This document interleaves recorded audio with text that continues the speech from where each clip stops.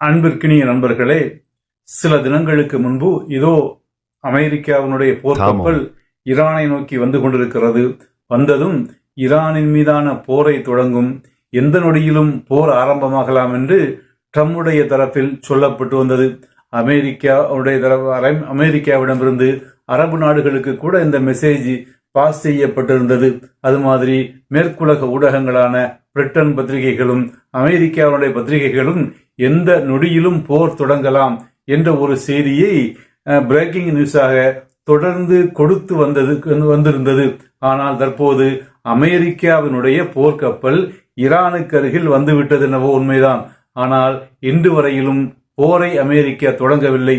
போரை தொடங்குவதற்கு அமெரிக்கா தற்போது யோசித்துக் கொண்டிருக்கிறது. 2 காரணங்கள். ஒரு காரணம் என்னவென்றால், ஈரானுடைய வலிமையை பற்றி புரிந்து கொள்ளாமல் அவசரப்பட்டு கப்பலை ட்ரம்ப் அனுப்பிவிட்டதாக தற்போது எண்ணிக்கொண்டிருக்கிறார். ஏனென்றால் அவர் எதிர்பார்த்ததை விட ஈரான் தற்போது வலிமையாக இருக்கிறது. ஈரானுடைய ஏர் டிஃபென்ஸ் சிஸ்டம்கள் எல்லாம் வலுப்படுத்தப்பட்டிருக்கிறது. ஈரானுடைய சொந்த தயாரிப்பில் உண்டான ஏர் டிஃபென்ஸ் சிஸ்டங்களும், அது மாதிரி ரஷ்யாவிடமிருந்து பெற்ற ஏர் டிஃபென்ஸ் சிஸ்டங்களும், அது மாதிரி சீனாவிடமிருந்து பெற்ற ஏர் டிஃபென்ஸ் சிஸ்டங்களும் ஈரானுடைய வான்வெளியை வலுவாக பாதுகாத்துக் கொண்டிருக்கின்றன. அது மாதிரி ஈரானுடைய அந்த ஹுர்முஸ் அந்த கால்வாய் இருக்கு இல்லையா, ஜலசந்தி இருக்கு இல்லையா, அந்த ஜலசந்தியை பற்றி ஈரானுடைய புரட்சி படையினுடைய துணைத் தலைவர் வகைதி சொல்லும் போது சொல்கிறார், முழுமையாக அது எங்களுடைய கட்டுப்பாட்டில் இருக்கிறது. ஹொர்முஸுடைய வான்பரப்பும் ஹொர்முஸுடைய அந்த மேல்பரப்பும் அதனுடைய தண்ணிக்கு கீழே நீர்மூழ்கி மூலமாகவும் அதை நாங்கள் கண்காணித்துக் கொண்டிருக்கிறோம். அங்குள்ள செய்திகள் அவ்வப்போது எங்களுக்கு வந்து கொண்டிருக்கிறது.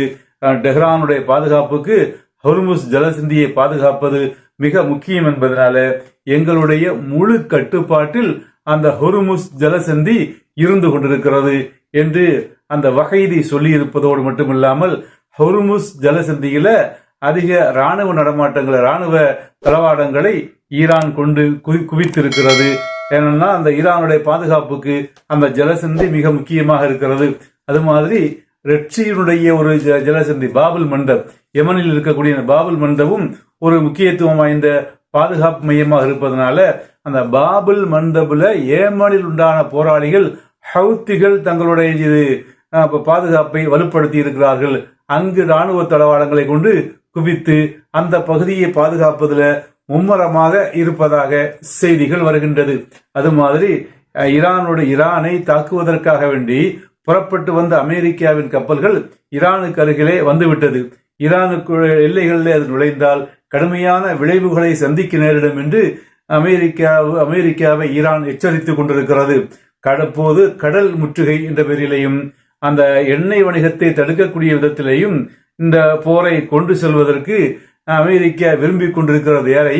ஈரானை நேரடியாக தாக்காமல் ஈரானுக்கு வெளியே கப்பலை நிறுத்தி கொண்டு ஈரானுடைய வணிகத்தை தடுப்பதற்கு, ஈரானிலிருந்து செல்லக்கூடிய அந்த எண்ணெய் கப்பல்களை தடுப்பதற்கு உரிய ஒரு முற்றுகையை செய்ய இருப்பதாக செய்திகள் வருகின்றது. அது மாதிரி ஈரானுடைய தலைமையை மாற்றுவது, ஈரானை உள்ளே சென்று தாக்காமல் ஈரானுடைய தலைமையை மாற்றுவதனால் 2 விதத்துல, அந்த வெனிசுலாவுடைய அதிபரை தூக்கிட்டு போனது மாதிரி கொமேனி எங்கேயும் தூக்கிட்டு போயிடணும், அல்லது கொமேனியுடைய உயிருக்கு ஆபத்தை ஏற்படுத்தணும். இந்த மாதிரி ஈரானின் மீது நேரடி அட்டாக் இல்லாமல் அதனுடைய தலைவரின் மீது அட்டாக் செய்து தலைவரை மாற்றிவிட வேண்டும் என்ற ஒரு எண்ணத்துல அமெரிக்கா இருப்பதாகவும் சொல்லப்படுகிறது. ஆனா ஈரான் தெளிவாக சொல்லிவிட்டது, இந்த 2ல எதை செய்தாலும் அது போருக்கு தான் வழிவகுக்கும். முழுமையான போர்ல நாங்க என்ன செய்வோம், இறங்குவோம், எல்லாவற்றுக்கும் நாங்க என்ன செய்யறோம், தயாராக இருக்கிறோம் என்று ஈரான் அறிவித்துக் கொண்டிருக்கிறது. அது மாதிரி ஈரானிய ஒரு செய்தி நிறுவனம் இன்று வெளியிட்டிருக்கக்கூடிய ஒரு செய்தி குறிப்பில் சொல்கிறது, அமெரிக்கா எங்களுக்கு தூது விட்டிருக்கிறது, நாங்கள் பேருக்கு தாக்குவோம், நீங்க கடுமையாக செய்யக்கூடாது, பதிலடி தரக்கூடாது என்ற விதத்தில எங்களுக்கு ஒரு தூது செய்தியை அமெரிக்கா அனுப்பி இருக்கிறது. நாங்கள் திட்டவட்டமாக சொல்லிவிட்டோம், எங்களை தொட்டால் நீ கெட்டாய் என்பதை, எங்கள் மீது ஒரு சிறு துரும்பு விழுந்தாலும் அதற்கு பதிலடியாக மிகப்பெரிய அளவிலான பதிலடிகள் தரப்படும் என்றும் நாங்கள் தெளிவாக சொல்லிவிட்டோம் என்று ஈரான் சொல்லியிருப்பதாக ஈரானிய செய்தி நிறுவனங்கள் ஒரு செய்தியை தற்போது வெளியிட்டிருக்கிறது. அது மாதிரி அந்த ஈரானுடைய முக்கிய இலக்குகள்ல ஒன்றாக இருப்பது இஸ்ரேலாக இருக்கும். ஈரானை அமெரிக்கா தொட்டால் ஈரானுடைய முக்கிய இலக்குகள் ஒன்றாக இருப்பது இஸ்ரேலாக இருக்கும் என்பதனால இப்போ தற்போதைய நிலையில நெத்தனியாகு பதுங்கி வாழ்ந்து கொண்டிருக்கிறார். இதோ நீங்கள் பார்க்கக்கூடிய புகைப்படத்துல நெத்தனியாகு போன் பேசுறாரு. அவருடைய அந்த போனுடைய கேமரா பகுதியெல்லாம் செய்து அதாவது டேப் போட்டு மறைக்கப்பட்டிருக்கிறது. துப்பறிந்து விடக்கூடாது என்பதற்காக வேண்டியும் அந்த கேமராவின் மூலம் செய்து அவர் இருக்கும் இடத்தை அறிந்து கொள்ள முயற்சிக்கப்படலாம் என்பதனாலையும் பயந்து இந்த ஒரு வேலையை அவர் செய்து கொண்டிருக்கிறார். அது மாதிரி அமெரிக்காவினுடைய இந்த தாக்குதல் வறுமையானால் முக்கிய இலக்காக இஸ்ரேல் இருப்பதனால இஸ்ரேலை தாக்குவதற்குரிய எல்லா ஏற்பாடுகளையும் ஈரான் தற்போது செய்து வைத்திருப்பதாக சொல்லப்படுகிறது. அந்த இஸ்ரேலில் இருக்கக்கூடிய அந்த ஏர் டிஃபென்ஸ் சிஸ்டமான தாட், அமெரிக்காவுடைய தாட்டை எதிர்கொள்வதற்காக வேண்டி சீனாவிடமிருந்து ஒரு புதிய தொழில்நுட்பத்தை பெற்றிருப்பதாகவும் அந்த தாட்டை எதிர்த்து அளிக்கக்கூடிய ஏவுகணைகளை சீனாவிடமிருந்து பெற்றிருப்பதாகவும் ஒரு செய்திகள் வருகின்றது.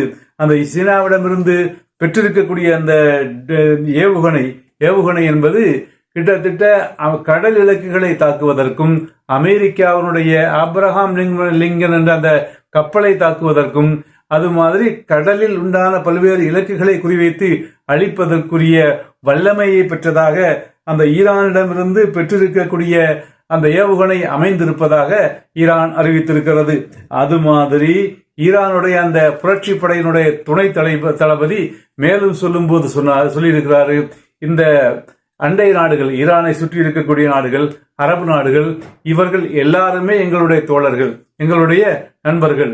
அதே சமயத்துல அவர்களுடைய வான்வெளியோ அவர்களுடைய தரைவழியோ அவர்களுடைய கடல் மார்க்கமோ எங்களை தாக்குவதற்கு பயன்படுத்தப்பட்டால் அந்த நாடுகளும் எங்களுடைய இலக்காக ஆகிவிடும் என்பதை அந்த நாடுகளுக்கு நாங்கள் ஏற்கனவே சொல்லிவிட்டோம். இதனைத் தொடர்ந்து தான் சவுதியினுடைய அந்த இளவரசராக இருக்கக்கூடிய முகமது பின் சல்மான் இன்று ஈரானுடைய அதிபர் பெஷஷ்கியானை தொலைபேசி தொடர்பு கொண்டு தங்களுடைய ஆதரவை தெரிவித்திருக்கிறார்.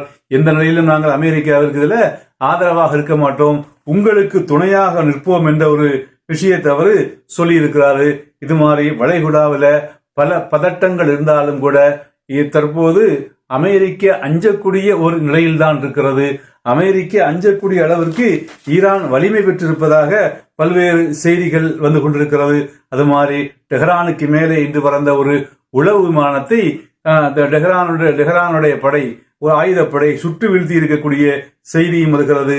அது மாதிரி DF-21D என்ற ஏவுகணையை சைனாவிடமிருந்து பெருமளவில் ஈரான் பெற்று வைத்திருப்பதாகவும் இது ஆப்ரஹாம் லிங்கன் என்ற அந்த போர்க்கப்பலை தகர்ப்பதற்கு வலிமை பெற்றது என்றும் மேலும் செய்திகள் வருகின்றது. அன்பிற்குரியவர்களே, இதுபோன்ற செய்திகளை தொடர்ந்து பெற விரும்பினால் நம்முடைய சேனலை சப்ஸ்கிரைப் செய்து இணைந்து கொள்ளுங்கள்.